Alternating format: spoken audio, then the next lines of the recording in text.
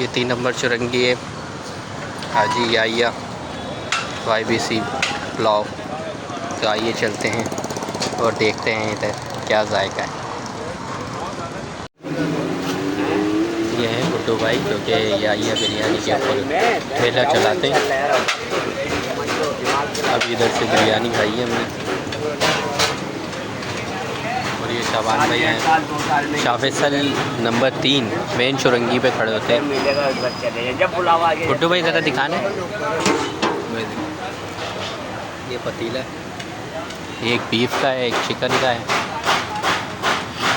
और